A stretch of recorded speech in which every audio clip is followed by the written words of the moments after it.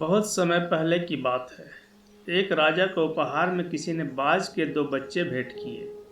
वो बड़ी ही अच्छी नस्ल के थे और राजा ने कभी इससे पहले इतने शानदार बाज नहीं देखे थे। राजा ने उनकी देखभाल के लिए एक अनुभवी आदमी को नियुक्त कर दिया।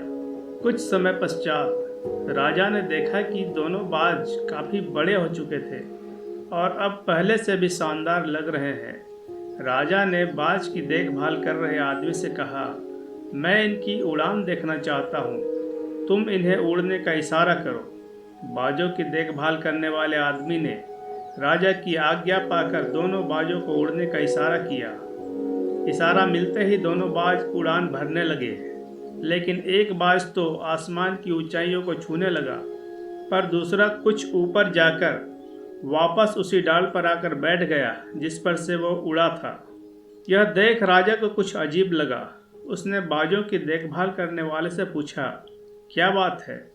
जहाँ एक बाज इतनी अच्छी उड़ान भर रहा है, वहीं ये दूसरा बाज उड़ना ही नहीं चाह रहा है। सेवक बोला, जी हुजूर, इस बाज के साथ शुरू से यही समस्या है, वो इस डाल को छोड़ता ही नहीं।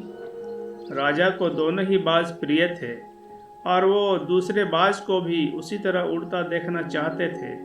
अगले दिन पूरे राज्य में ऐलान करा दिया गया कि जो व्यक्ति इस बाज को ऊंचा उड़ाने में कामयाब होगा, उसे ढेरों इनाम दिया जाएगा।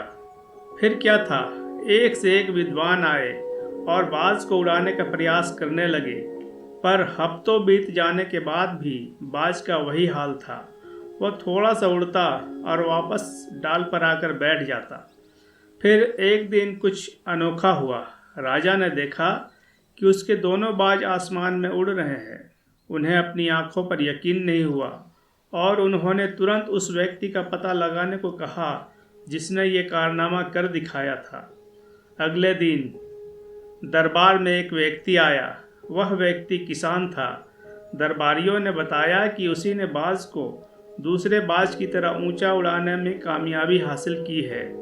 राजा ने उसे इनाम में स्वर्ण मुद्राएं भेंट करने के बाद कहा, मैं तुमसे बहुत प्रसन्न हूँ। बस तुम इतना बताओ कि जो काम बड़े बड़े विद्वान नहीं कर पाए, वो तुमने कैसे कर दिखाया। किसान ने कहा, मालिक, मैं तो एक साधारण सा किसान हूँ। मैं ज्ञान की ज़्यादा बातें नहीं जानता। मैंने तो बस वो डाल काट दी जिस पर बैठने का ये आदी हो चुका था, और जब वो डाल ही नहीं रही तो वो अपने साथी के साथ ऊपर उड़ने लगा। कुछ ऐसा ही हम सबके साथ होता है। हम सभी ऊंची उड़ान भरने के लिए ही बने हैं, लेकिन कई बार हम जो कर रहे होते हैं उसके इतने आदी हो जाते हैं कि अपनी ऊंची उड़ान भरने की क्षमता को भूल जाते हैं। अपने कंफर्ट जोन में ही फंसे रहते हैं। तो सफलता के लिए दोस्तों, हमें उस अपनी पुरानी आदत को छोड़ना पड़ेगा।